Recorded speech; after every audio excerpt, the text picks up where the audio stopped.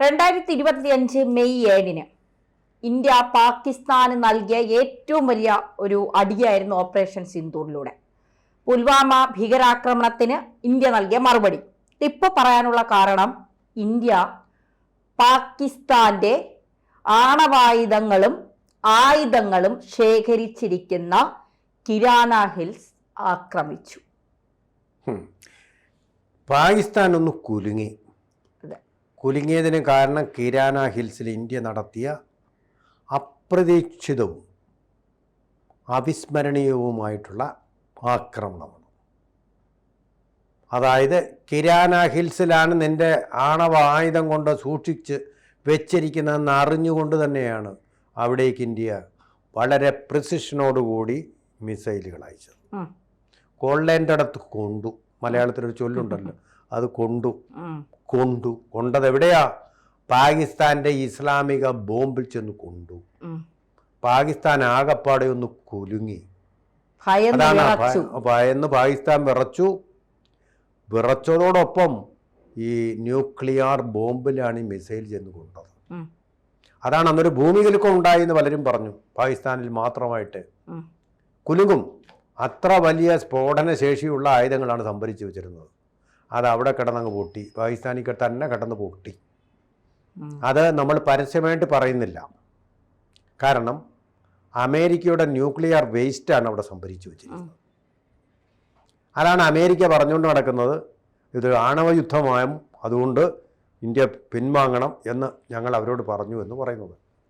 ഇത് കണ്ടപ്പോഴത്തേക്കും, ഇതറിഞ്ഞപ്പോഴത്തേക്കും പാകിസ്ഥാൻ്റെ ഭരണകൂടം വിറച്ചു. തീർന്നു പാകിസ്ഥാൻ, ചാരമായി തീർന്നു പാകിസ്ഥാൻ എന്ന് വിചാരിച്ചു. അങ്ങനെയാണ് അമേരിക്കൻ പ്രസിഡന്റിനോട് എങ്ങനെയും യുദ്ധം തീർത്തു തരണമെന്ന് പറഞ്ഞത്. നേരെ അമേരിക്കയുടെ വൈസ് പ്രസിഡന്റ് നേരെ ഇന്ത്യയുടെ പ്രധാനമന്ത്രിയോട് പറഞ്ഞു, യുദ്ധം അവസാനിപ്പിക്കണം കേട്ടോ, ആണവായുധമായിട്ട് വരും. ഒന്ന് ചിരിച്ചു മോദി, ഇനി അവൻ ആ ജന്മത്ത് ആണവായുധം ഉപയോഗിക്കാൻ പറ്റില്ല. അതിനെ നമ്മൾ നിർവീര്യമാക്കി കളഞ്ഞു. അപ്പോൾ അന്ന് ചിരിച്ചു. എൻ്റെ പട്ടാള മേധാവിയാണ് യുദ്ധത്തിൻ്റെ തീരുമാനങ്ങൾ എടുക്കുന്നത്, അദ്ദേഹത്തിനോട് ഞാൻ പറഞ്ഞിട്ടുണ്ട്, ഉചിതമായ തീരുമാനം കൈക്കൊണ്ട് പ്രവർത്തിച്ചോളൂ. ഇത് തന്നെയാണ് നരവനെയോടെയും പണ്ട് പറഞ്ഞു എന്നും പറഞ്ഞ് വലിയ സ്ഫോടനം നമ്മുടെ രാഹുൽ ഗാന്ധി പാർലമെൻറ്റിലുണ്ടാക്കിയത്. ഉചിതമായ തീരുമാനം ഉചിതമായ സമയത്ത് എടുക്കുക എന്നുള്ളതാണ്. രാഹുൽ ഗാന്ധി പാർലമെന്റിൽ കടന്ന് ഷോ കാണിച്ചല്ലോ. 2016 മുംബൈ ഭീകരാക്രമണം നടന്നത്. ഡേറ്റ് തെറ്റാണെങ്കിൽ ക്ഷമിക്കാം, 16 എൻ്റെ ഓർമ്മ. അന്ന് മുംബൈ ഭീകരാക്രമണം കോൺഗ്രസ് ഭരിക്കുന്ന സമയത്താണ് മുംബൈ ഭീകരാക്രമണം. മുംബൈയുടെ ആ പരിസരത്തൊന്നും പിന്നീട് ഒരു നേതാക്കന്മാരും പോകുന്നതോ അല്ലെങ്കിൽ അവിടെ പിന്നെ അത്ര സുരക്ഷിതമല്ല എന്നൊക്കെയുള്ള പിന്നീട് വലിയ രീതിയിൽ പ്രചാരണമൊക്കെ നടന്നു. കഴിഞ്ഞ ദിവസം ഫ്രഞ്ച് പ്രസിഡന്റ് ഇന്ത്യയിലെത്തിയിരുന്നു. അദ്ദേഹം രാവിലെ പ്രഭാത സവാരി നടത്തിയത് മുംബൈയിലെ മറൈൻ ഡ്രൈവിലാണ്. അദ്ദേഹം രാവിലെ പ്രഭാത സവാരി നടത്തുന്ന വീഡിയോ ഇപ്പൊ സോഷ്യൽ മീഡിയയിൽ വൈറലാണ്. അതായത് കോൺഗ്രസ് ഭരിച്ചിരുന്ന സമയത്ത് മുംബൈ അല്ല, ഇന്ന് ചങ്കുറപ്പുള്ള ഒരു പ്രധാനമന്ത്രി ഇന്ത്യ ഭരിക്കുന്നു എന്നുള്ളതിന്റെ ധൈര്യത്തിലാണ് ഫ്രഞ്ച് പ്രസിഡന്റ് ഈ ധൈര്യത്തോടെ ഈ പ്രഭാത സവാരി നടത്താൻ ഒരുങ്ങിയത്. ഇതാ കൊച്ചു ചെറുക്കൻ അറിയില്ലല്ലോ സാർ, കുഞ്ഞല്ലേ, ആ പയ്യനും അറിയില്ലല്ലോ ഇത്. അയാളിപ്പോ ഏതോ സ്വപ്ന ലോകത്താണ്. മറൈൻ ഡ്രൈവിൻ്റെ തീരത്താണ് മുകേഷ് അംബാനി, പിന്നെ ബോളിവുഡിലെ പ്രധാന നടന്മാർ ഒക്കെ തന്നെ താമസിക്കുന്നത്.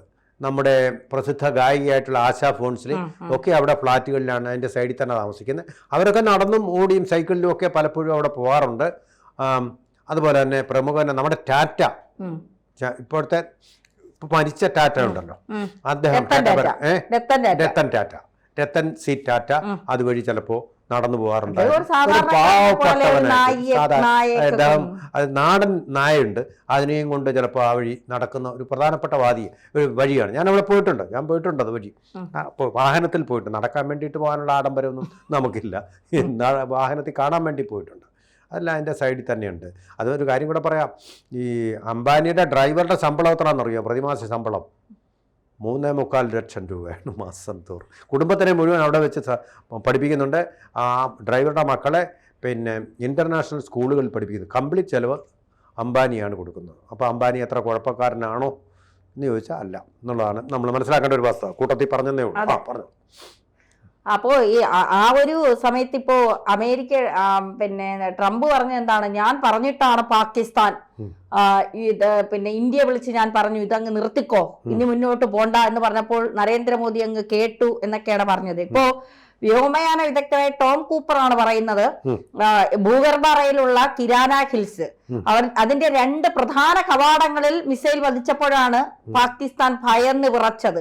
ഉടനെ പാകിസ്ഥാൻ ഇന്ത്യയുടെ കാല് പിടിക്കുന്ന അവസ്ഥയിലേക്ക് വന്നു. നരേന്ദ്രമോദിയെ വിളിച്ചു, എങ്ങനെയും ഇത് അവസാനിപ്പിക്കണം, ഇനി മുന്നോട്ട് പോകരുത്, പോയാൽ അത് വലിയ രീതിയിലുള്ള പ്രത്യാഘാതങ്ങൾ പാകിസ്ഥാൻ ഉണ്ടാക്കും, പാകിസ്ഥാന്റെ സാമ്പത്തിക നിലയും അല്ലെങ്കിൽ ആയുധ ശേഖരണത്തിലുമൊക്കെ വലിയ ഇടിവുണ്ടാകും, അല്ലെങ്കിൽ വലിയ രീതിയിലുള്ള നഷ്ടം സംഭവിക്കും, അതുകൊണ്ട് എങ്ങനെയെങ്കിലും ഇതൊന്ന് അവസാനിപ്പിക്കണമെന്ന് പാകിസ്ഥാൻ ഇന്ത്യയോട് കാല് പിടിക്കുന്ന രീതിയിൽ പറഞ്ഞപ്പോഴാണ് നോക്കാം എന്നൊരു നിലപാട് ഇന്ത്യ എടുത്തത്. പക്ഷെ അതിന് കൃത്യമായ മറുപടി ഇന്ത്യ അതിനു മുൻപ് നൽകി. 9 ഭീകര താവളങ്ങൾ തകർത്തു. പാകിസ്ഥാന് കൊടുക്കേണ്ടതിന്റെ ഏറ്റവും മാക്സിമം കൊടുത്തിട്ടാണ് ശരി ഇനി നമുക്ക് നോക്കാം എന്നുള്ള നിലപാട് ഇന്ത്യ സ്വീകരിച്ചത്. അവിടെ വല്ലാത്തൊരു നിവർത്തികേടിലായി പോയി പാകിസ്ഥാൻ. എങ്ങനെ പറ്റിയെന്നറിയാം, 2 കവാടങ്ങളിലും ചെന്ന് മിസൈൽ പതിക്കുക. ഇനി അടുത്ത മിസൈൽ പതിച്ചാൽ പാകിസ്ഥാനിൽ തന്നെ ആ ബോംബ് പൊട്ടുക. നൂർഖാൻ എയർബേസ് മുഴുവൻ തകർത്ത് തരിപ്പണമാക്കി. അവിടെ അമേരിക്കയുടെ ചില VVIPകൾ വരുന്ന എയർബേസ് എന്നാണ് പറയുന്നത്. അമേരിക്കയ്ക്ക് ചില താല്പര്യങ്ങൾ അവിടെ ഉണ്ട് എന്ന് പറയുന്നു. അതിന്റെ മൊത്തത്തിൽ തീർത്ത് പാകിസ്ഥാൻ ഓപ്പറേഷൻ സിന്ദൂർ കഴിഞ്ഞതിന് ശേഷം പാകിസ്ഥാൻ ഒന്ന് പഴയ നിലയിലാകണമെങ്കിൽ ഇനിയും വർഷങ്ങൾ വേണ്ടി വരുമെന്നാണ് പറയുന്നത്. അപ്പോ ആ തരത്തിലേക്ക് അടി ഇന്ത്യ കൊടുത്തിട്ടുണ്ട്. അതിന് ആര് ഇന്ത്യ അങ്ങനെ ചെയ്തത് ശരിയായില്ല, ഇങ്ങനെ ചെയ്തത് ശരിയായില്ല എന്ന് പറഞ്ഞെങ്കിലും നമ്മുടെ സാധാരണക്കാരായ ജനങ്ങൾക്ക് സംഭവിച്ച നഷ്ടത്തിന് തിരിച്ചെന്തൊക്കെ ചെയ്യാൻ പറ്റുമോ അതിന്റെ മാക്സിമം ഇന്ത്യ ചെയ്തിട്ടുണ്ടെന്ന് നമ്മുടെ സൈനികർക്ക് അതിനൊരു വലിയ ബിഗ് സല്യൂട്ട് കൊടുക്കണം. കാരണം അവര് ജീവൻ പോലും പോകുമോ എന്നറിയാത്ത ഒരു അവസ്ഥയിലാണ് അവർ പാകിസ്ഥാനെതിരെ പോരാടിയത്. പാകിസ്ഥാനെ നമ്മൾ നിർവീര്യമാക്കുക മാത്രമല്ല ഡീമോറലൈസ്ഡുമാക്കി. അവരിപ്പോ കരഞ്ഞുകൊണ്ടിരിക്കുക. എപ്പോഴും ഇന്ത്യക്ക് 18% ചുങ്കം കുറച്ചത് അവർക്ക് വലിയൊരു തലവേദന വരുന്നില്ല. നൊബേൽ സമ്മാനത്തിന് അർഹനാണെന്നും പറഞ്ഞ് അമേരിക്കയുടെ കാലും പിടിച്ച് അവരുടെ ആത്മാഭിമാനവും വിറ്റും കൊണ്ട് നടക്കുന്ന പാകിസ്ഥാന് നിർവീര്യ അതിന്റെ ഒരു തെളിവാണ്. ആ രാജ്യത്തിന്റെ അഭിമാനം. ഇന്ത്യയെ തോൽപ്പിക്കാൻ ശക്തിയുള്ള ടീമായിരുന്നു പാകിസ്ഥാൻ്റെത് പലപ്പോഴും. ഇമ്രാൻഖാൻ ഇപ്പൊ ജയിലിൽ കിടക്കുക. ഇമ്രാൻഖാൻ ജയിലിൽ കിടക്കുകയാണ്.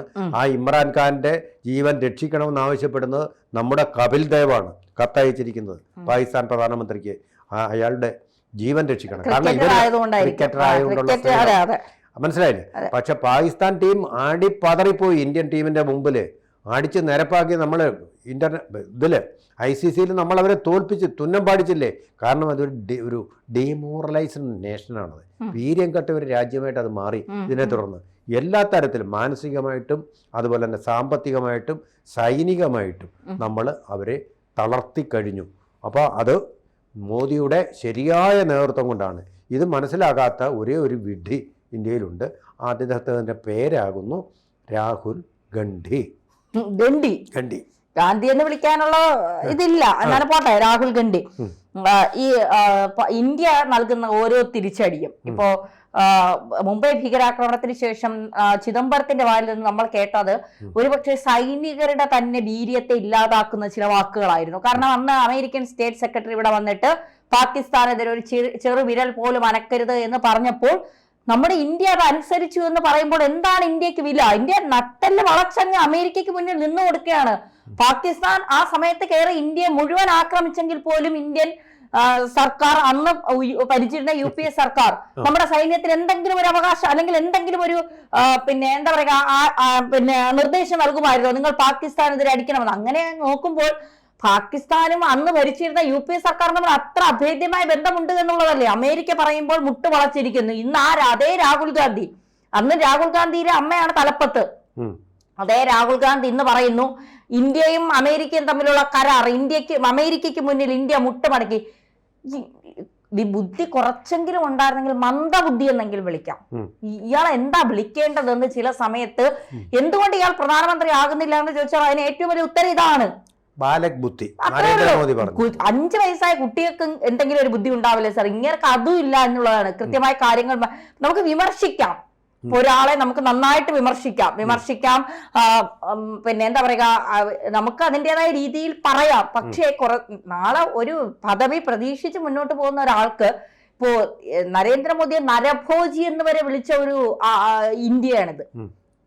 ഗുജറാത്ത് കലാപ സമയത്ത് നരഭോജിയാണ് നരേന്ദ്രമോദി എന്ന് വിളിച്ചതാണ്.